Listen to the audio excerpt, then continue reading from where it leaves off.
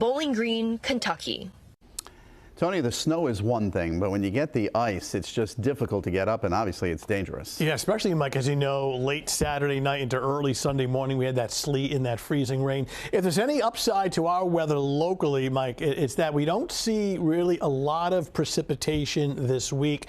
Though the exception, and we're watching closely, would be Thursday, maybe a little bit of snow along the south shore. But in terms of precipitation, we're going to stay quiet next 2 to 3 days. Of course, the bigger weather story being not only the much colder air that's filtering in, but these strong wind gusts continue. Looking at North Scituate right now, 25. You can probably cut that in half.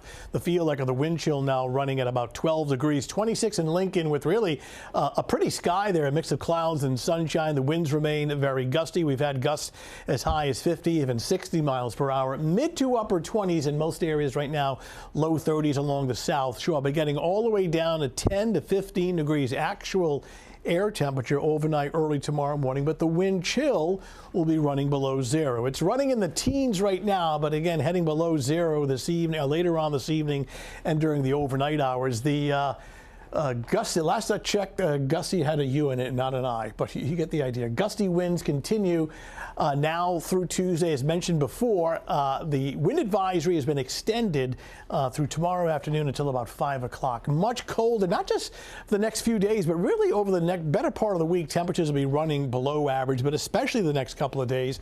Wind chills later tonight through early tomorrow morning on either side of zero, and mainly quiet for now in terms of storms. Watching a coastal storm on Thursday. Still seeing signs that the bulk of it may be too far offshore to have a direct impact here, but we could still get grays, especially south shore, with some light snow. And again, that's not until Thursday. Strong winds continue across the Northeast and the Great Lakes, just driving in colder air from the lakes and across southeastern Canada. You can see the colder air to our north and west that filters in overnight and into early tomorrow morning. When we take this into the future, move ahead to tomorrow morning, actual air temperature only 13 degrees above zero.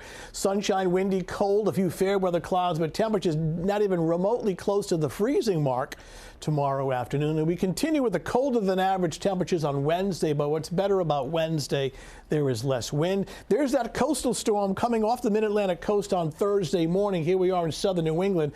The bulk of it is just offshore. This accumulating shield of snow on Thursday is not that far away. It wouldn't take much of a jog to the north and west to give us perhaps something more impactful. But for now, the bulk of it staying offshore, but the south shore on Thursday could still get grays with some small accumulation. So stay tuned on this. It's really not etched in stone yet, but the trend has been to push it further and further offshore. Look at these wind chills starting this evening. It'll take you through the overnight hours. These feel like temperatures. This is 7 o'clock in the morning, below zero. And even during the afternoon, the wind chills running only in the single digits. Tomorrow morning, it is windy and frigid with sunshine. Actual air temperature at 13, only 18 by 11 a.m. and never really getting above freezing. These feel like temperatures tomorrow morning on either side of zero.